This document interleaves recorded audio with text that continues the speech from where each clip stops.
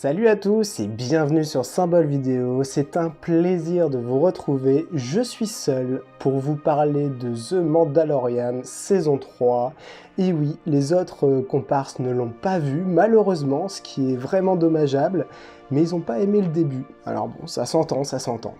De mon côté, je suis vraiment désolé, je suis enrhumé, je vais essayer de couper le plus possible au montage, mais trop de boulot.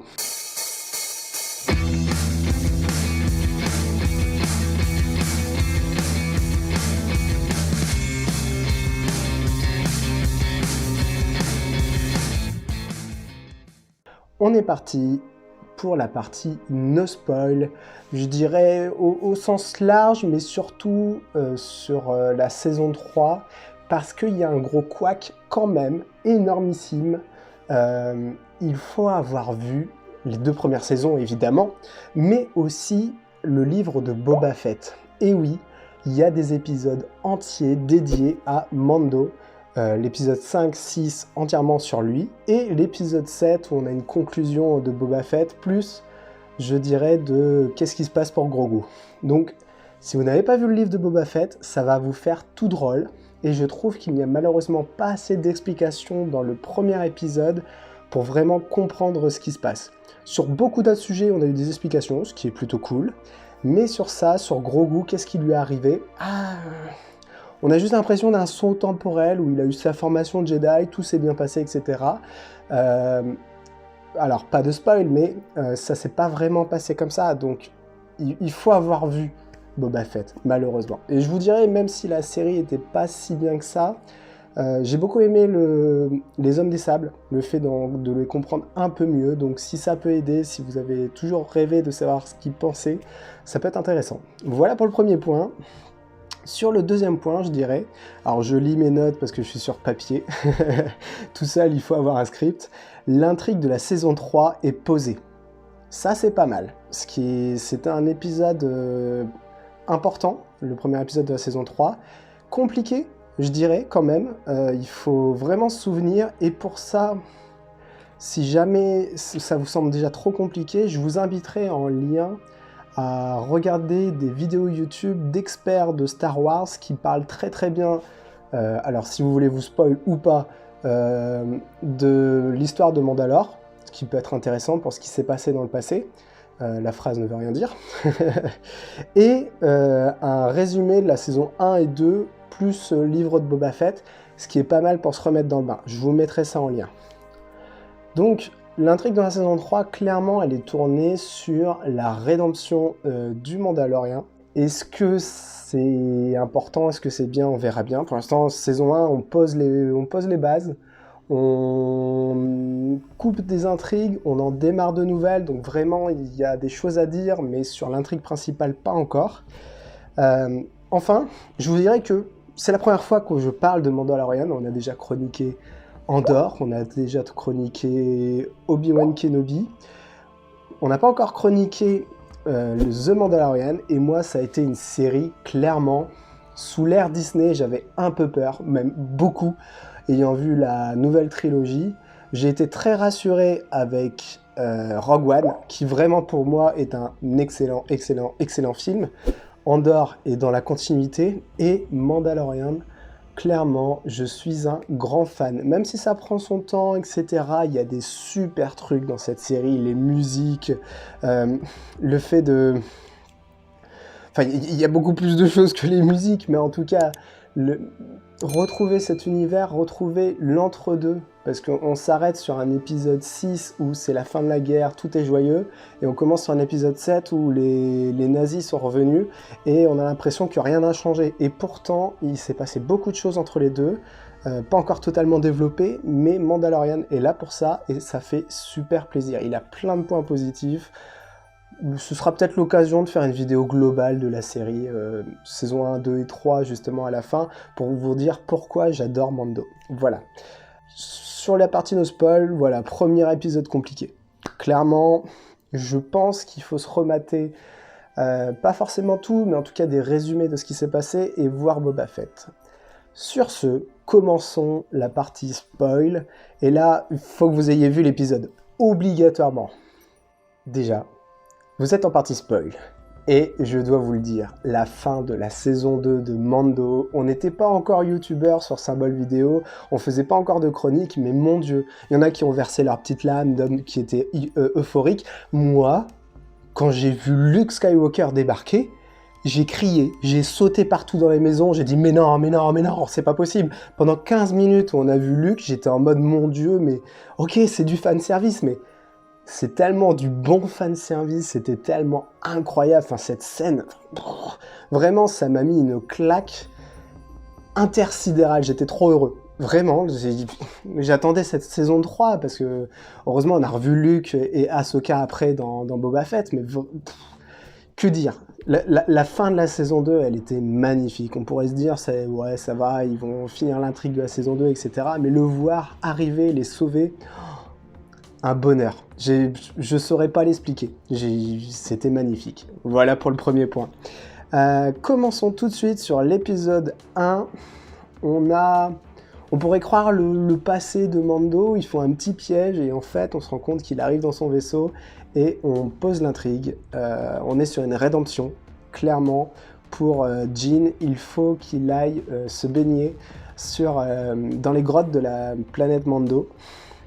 De la planète Mando, qu'est-ce que je raconte, n'importe quoi. Sur la planète de Mandalore, qui a été totalement détruite. Donc là, on va vraiment rentrer saison 3 sur l'histoire de Mandalore, le passé, le futur, etc. Et c'est super, super intéressant. Ça a été développé dans tout ce qui est Legend. Je crois qu'il y a un petit peu de canon quand même. Mais tout ça est un peu compliqué. Moi, je m'y perds beaucoup, très facilement. Et parce que on est une chaîne généraliste sur Symbole Vidéo, forcément on n'a pas le temps de voir toutes les séries, même si je vais vraiment prendre le temps de le faire. C'est difficile de se souvenir de tous les personnages, de toutes les planètes, enfin je pense que c'est un peu comme vous, des fois vous êtes largué de voir 3-4 planètes en moins de 5 minutes, on se dit oh putain, et finalement cet épisode 1 fait ça. On a déjà pas mal de planètes visitées, et donc pas évident. Pas évident, mais ça fait plaisir. Donc, on voit ensuite Nevarro. Nevarro, on l'avait vu dans la saison 1, peut-être la saison 2, mais en tout cas aujourd'hui elle est devenue florissante et ça amène un point très important qui a été donné par Filoni, si je dis pas de bêtises, c'est que il y a eu un saut dans le temps. Il y en a même eu plusieurs. Entre la fin de la saison 2, Boba Fett, et là, la saison 3, il y a eu des gros sauts dans le temps, on ne sait pas précisément, mais on parle de plusieurs années.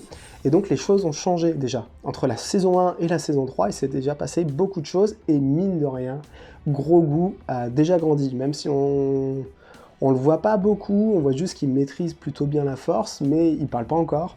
Il fait encore beaucoup de bêtises d'enfant. Voilà, on espère l'entendre parler, etc. Mais c'est pas encore gagné dès le premier épisode. Nevarro, ce qui est sympa, c'est qu'on a un début d'intrigue avec des pirates. Il faut quand même... on va pas être sur le fil conducteur tout du long de Mandalore, il va se passer des intrigues secondaires. Et donc on en a une. Nevarro va sûrement être attaqué, on l'a vu dans les trailers, par les pirates. Mando va avoir pas mal de taf. C'est pas mal, ça donne de la nostalgie des précédentes saisons, ça donne... quand même l'impression que Mando a bien évolué, que tous ceux qui l'ont connu ont évolué, donc c'est... Voilà, moi j'ai bien aimé. Et par contre, petit point difficile, petite critique, j'ai l'impression que c'est facile de réparer des robots, surtout pour Mando qui n'aime pas les robots. Je sais pas, il bidouille un peu, puis pouf, voilà, c'est un peu la magie de Star Wars. Je sais pas si Filoni là-dessus a une pirouette scénaristique, mais ça m'a fait tout drôle. Voilà.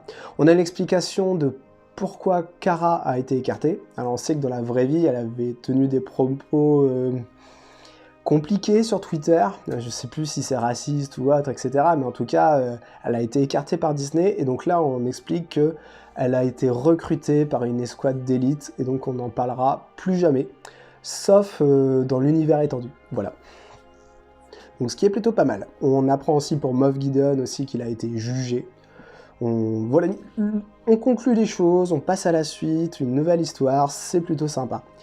Mais ça fait quand même un gros épisode, hein. Il dure je crois 37 minutes, et il s'en est passé des choses en 37 minutes. On a les Anzelad de l'épisode 9 de Star Wars que j'avais bien aimé, c'est une nouvelle race d'aliens qu'on avait découvert. On les retrouve, plutôt sympa, à voir ce que ça donne, mais en tout cas, ça enrichit encore le lore et c'est cool, c'est sympa.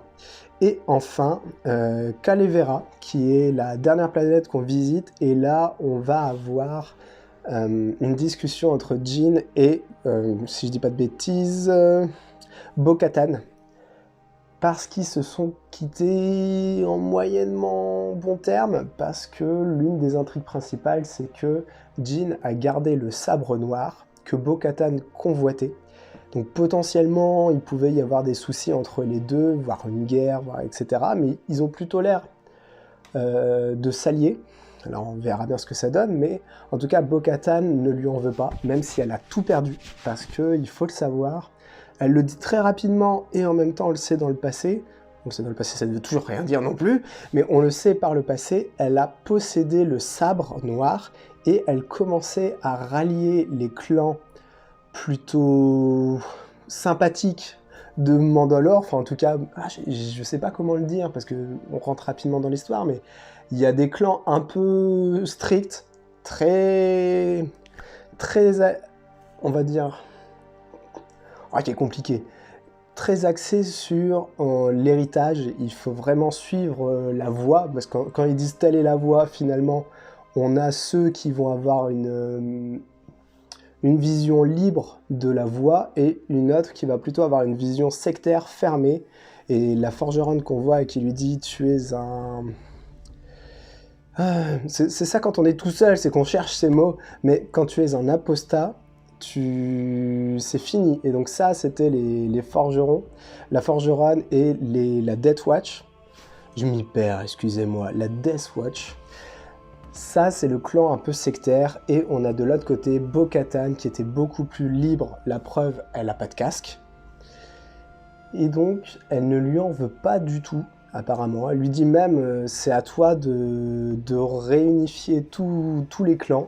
Donc, grosse intrigue, et en même temps, gros épisode, parce que si vous ne connaissez pas l'histoire de Mandalore, si vous n'avez pas vu Boba Fett, ça devient compliqué.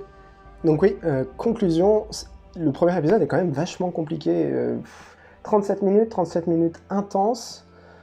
Pas de scène incroyable. Enfin, la scène dans l'espace où il combat les pirates est plutôt sympatoche, etc.